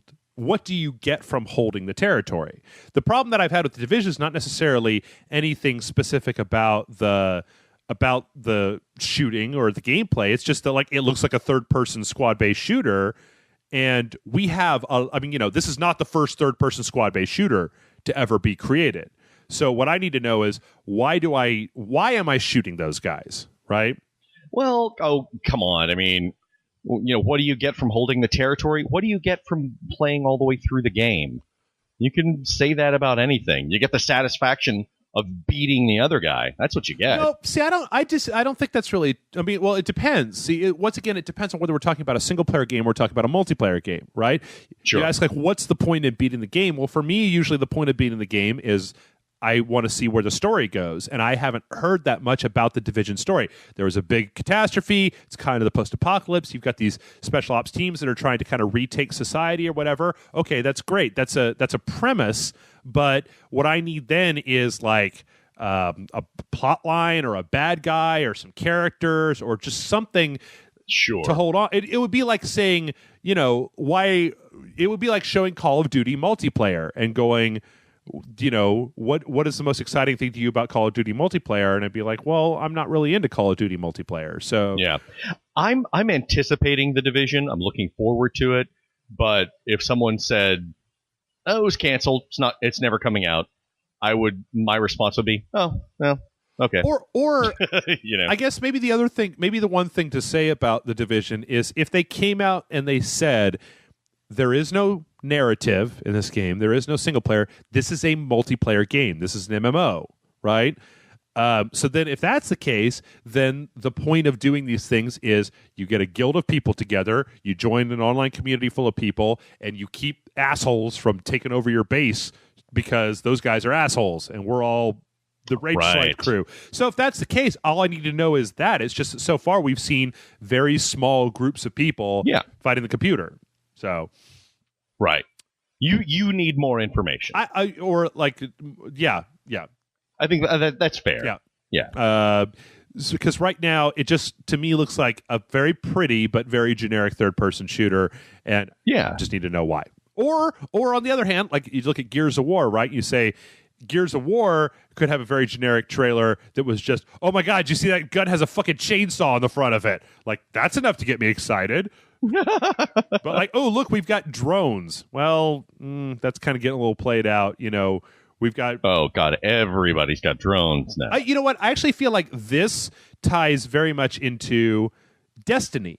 Right? Is there were a lot of people who were looking at Destiny and they were saying, why should I be excited about Destiny? You showed me this cryptic world and all this pretty stuff, right? But what is it exactly in Destiny that why would I want to be playing Destiny? Well, when I played the alpha for Destiny, I found out it's got a Diablo style or a kind of semi-Diablo style loot system. So you're playing for loot, you're playing for faction control, you're playing to level up your character and get more powerful. And so if the Division has those things, the Division has loot that you can get, or your character levels up and you get bigger drones or the ability to call it an airstrike or something like that, that's all real cool. I just, so far, what they've shown hasn't told me anything out of the game that I couldn't have sussed out by just watching somebody play a third-person shooter for 10 minutes. So, you know, and everything, it just occurred to me that everything I've seen from the game thus far makes it seem like it's going to be a new original series on TBS. Yeah. Gritty people in a post-apocalyptic world trying to survive. Yeah. Okay. And yet, you know, suffering from a smallish budget. You know, what's the central contention of the Division?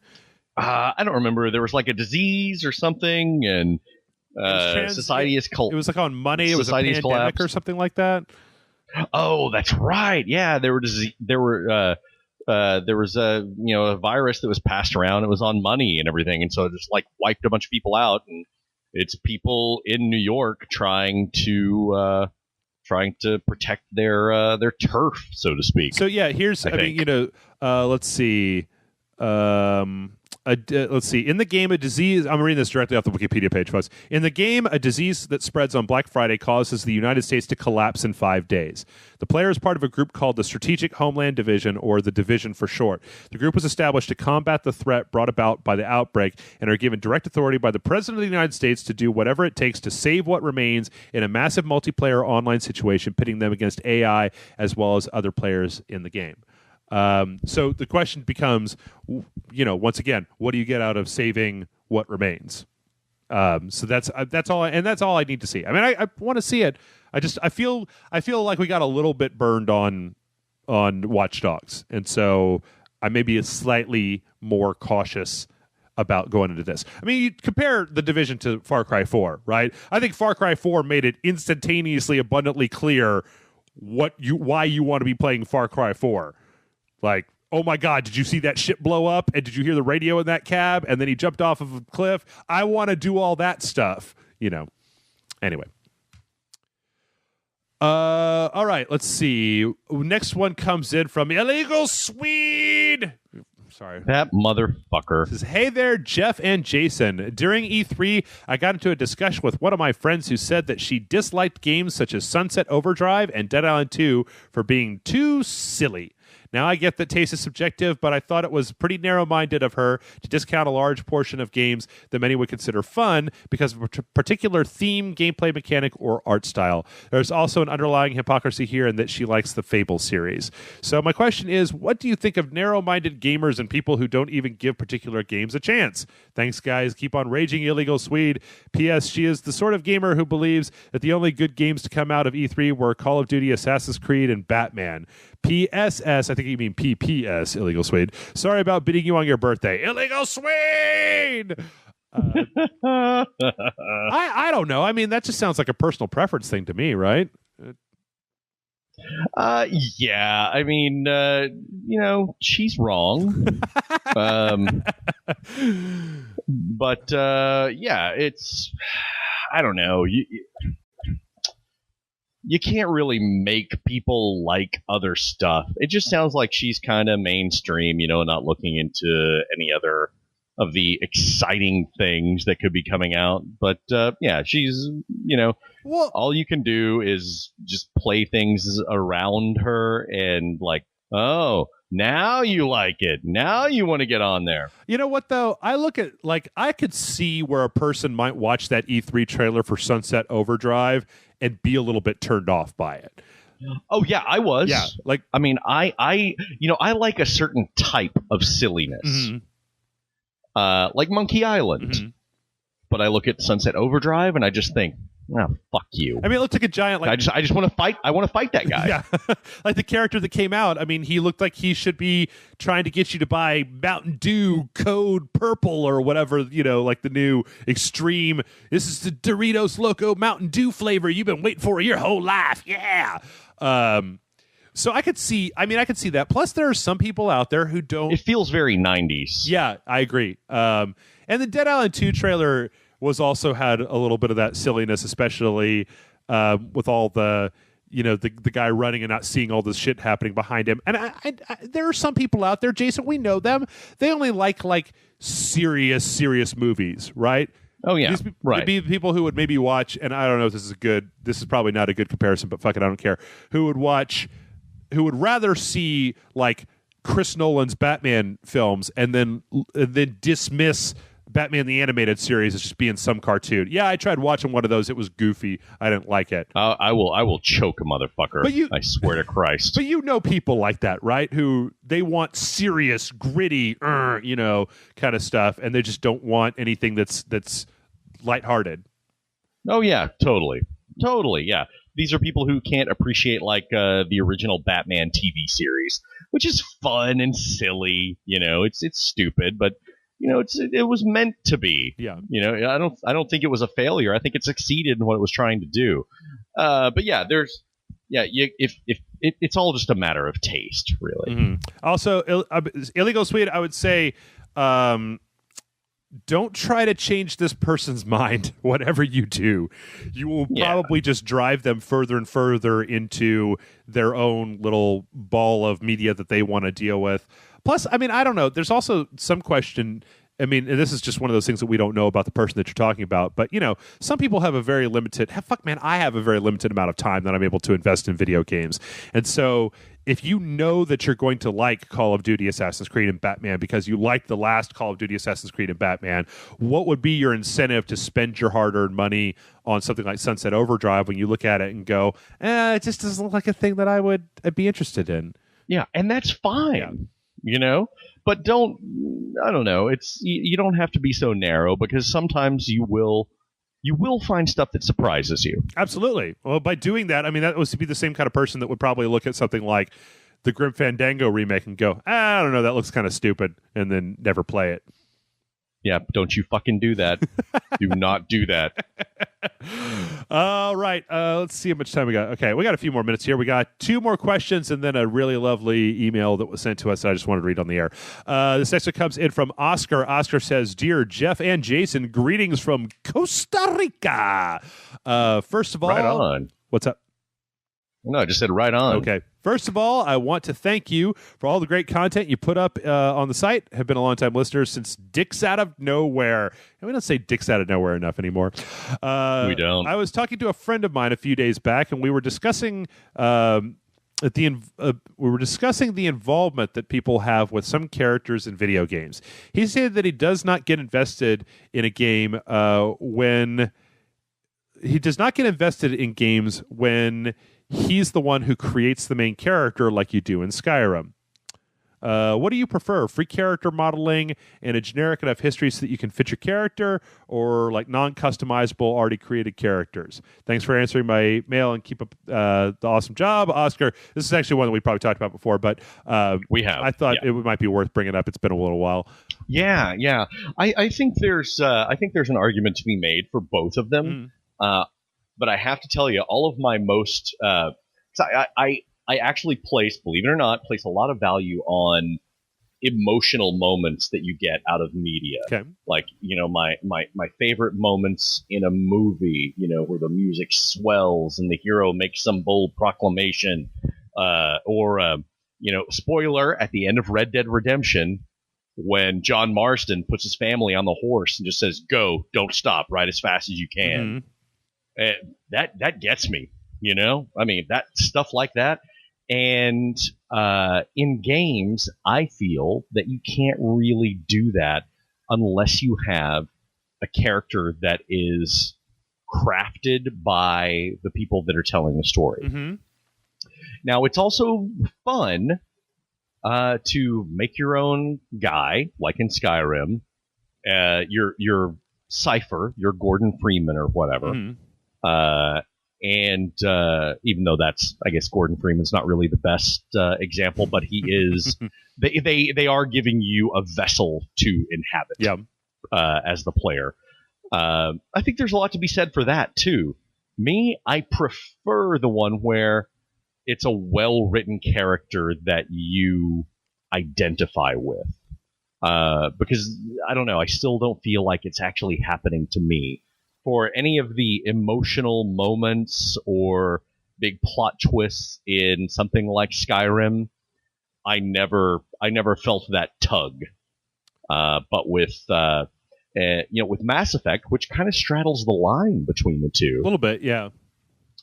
I felt that when I was talking to, of course, Garrus Vakarian, right. or like I was saying at the end of Red Dead Redemption, there's or with the characters in Grand Theft Auto 5, there were some heartfelt moments there, and that's what I look for. So I can see both sides. For my money, it generally tends to be a trade-off. Is that the emotion of stories like The Last of Us or Uncharted or character-driven those tend to be more emotionally affecting to me, but I have more immersion in games like Skyrim. Is there something that is just like incredibly empowering about creating exactly the character that you want and outfitting them the way that you want and then making those decisions or whatever? Sure. It's preference. Yeah. So I mean, I don't think one is necessarily like quantifiably better or worse than the other. It's just different. Yeah. And I think that it would be, at this point, it would be probably impossible to have a character that was where you could create a character and have them be as likable as one that was scripted. Anyway, who knows? What is procedurally generated dialogue? That's what we need to work on next, Jason. Where you just get computers to do heartfelt plots for us. You just put all 12 narrative devices or whatever on one side, and then it just spits you out something on the other side. Yeah, I think that's totally doable, but it's a tremendous amount of work. Yeah. All right, we got one more question here, and this one comes in from Kiros. Kiros says, Hail Rage Masters, I come forth with another question that I seek your wisdom with. Recently, when watching the latest Batman Arkham Knight trailer, it got me to thinking, would it not be better if these comic-based movies were made in CGI rather than live-action adaptations? This way, the makers could create the setting that actually resembles that of the comic, or no more having to find actors that look the part of the hero in question. Now we could have Batman from the Arkham games with Kevin Conroy as the voice just now on the theater screen as it should be. Also, I tried to think of arcs that would make that could make adaptations, i.e. Batman, Death in the Family, or perhaps World War Hulk, done in a Lord of the Rings style trilogy of 3-hour movies. Jason, do you believe these could work as films? May the dong always be long and its shadow never above your head. Your humble disciple Kiros. P.S. Have you thought of the proper structuring of the Rage Select Pantheon and a proper name for it, such as the Cult of the Dong? I don't know if I want to be wearing a shirt that says Cult of the Dong on it. All right. we gotta think about that though. We'll give it some thought. But yeah, Cult of the Dong, that might be a bit much. Yeah. We gotta get in slyly. Yeah. You know, we don't want to turn people off right away. Right. We gotta get them in, we gotta get them interested, we gotta get them in a room with like free Doritos Locos Tacos, and then when you are up there at the podium and you say, "Oh, hail Dongacles," and like 90% of the rest of the room says, "Hail, hail, all dong," and then like the people that are new, they'll just be like, "Yeah, hail dongs," or whatever. Yeah, cool. Dong, woo, dong. I don't know. What do you think? Do you think? I mean, well, first of all, I guess this speaks to a question that I don't know if we've ever talked about before. Is, do you think that there is something intrinsically more, there's something better or more affecting about live action as opposed to CGI? I don't know. That's hard to say. It depends on, the style you're going for and the effects. I mean, if you look at like How to Train Your Dragon and some of the Pixar films, those are actually very, very effective. Mm-hmm. But I think it's also going to turn off a lot of people who want to see Batman, quote unquote, IRL. Right. I would prefer to see something. I would prefer to see a film myself. That's just again, I think it might come down to a matter of preference, but there's still that thing where it's like, well, if you're doing it in all CG, well, it's just a cartoon. That should make my hair stand on end. I know. I don't agree with that. Yeah. But there are people who still think that. Yeah. Yeah. I don't know. I mean, I guess there's you have to look at it. You probably look at it from a more I think that we're getting closer, especially. Fuck, man, I was showing my sister some of the trailers from E3. I showed her that Uncharted 4 trailer again. I was like watching it full 1080p. You go, but I still feel like we're getting so much closer. We're so close right now, but there's still an element of stylization that you have to put on your CG characters. Otherwise, they just fall directly into the Uncanny Valley, right? Yep. Yeah.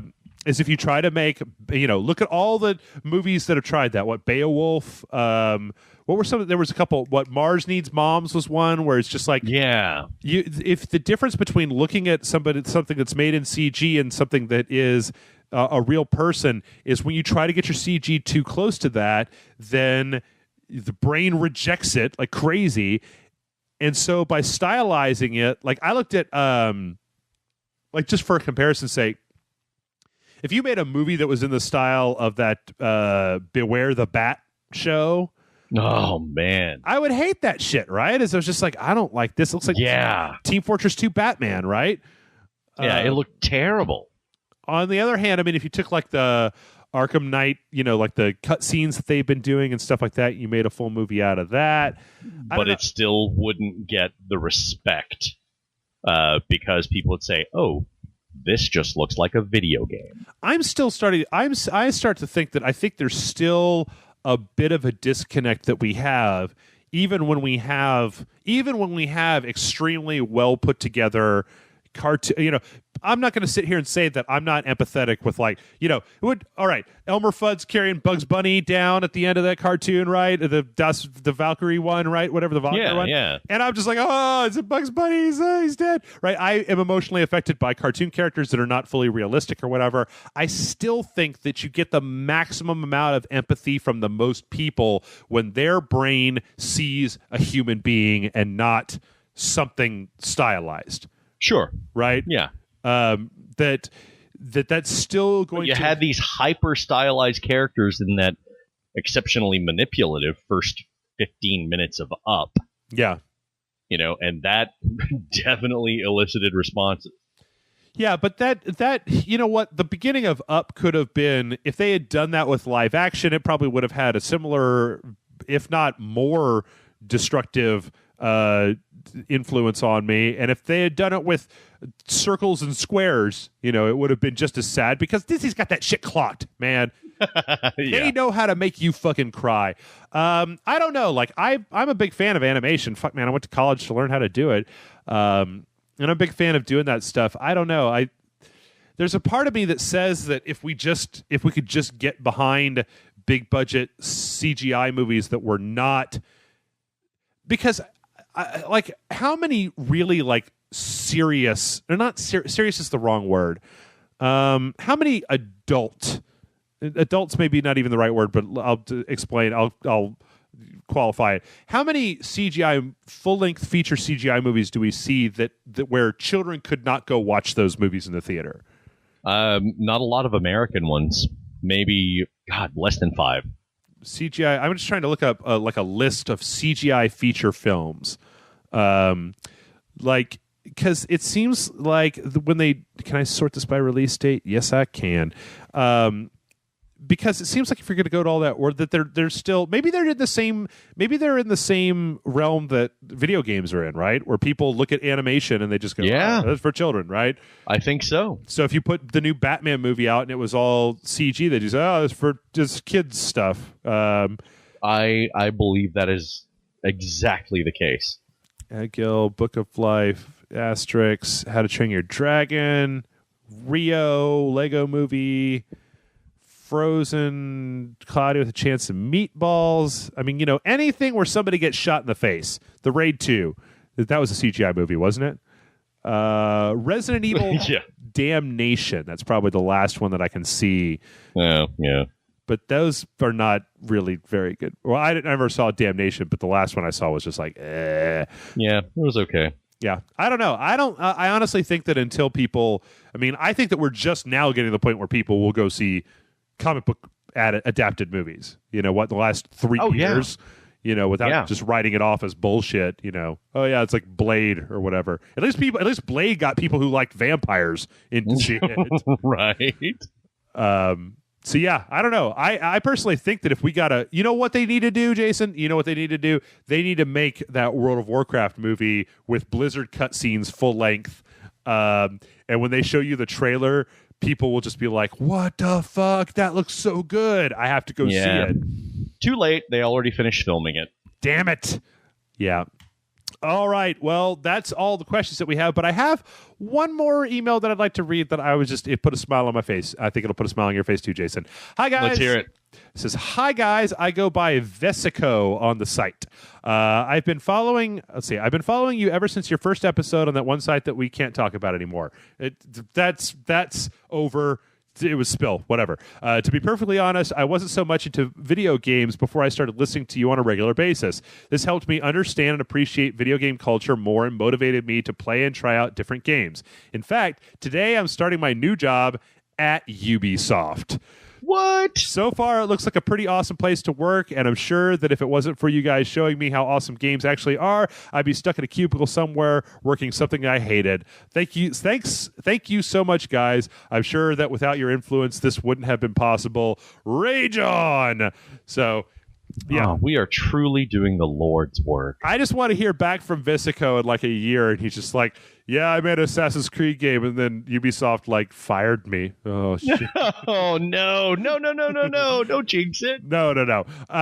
Actually, I mean, actually, from what I know about the video game industry, Jason, Ubisoft is the safest place to work, right? Oh yeah, because they've got somewhere like 1,000 people working on Assassin's Creed 4 because they have to have 9 studios to crank those things out year after year after year. So yeah, shit, man, this isn't like working at EA where they're just like, make Guitar Hero.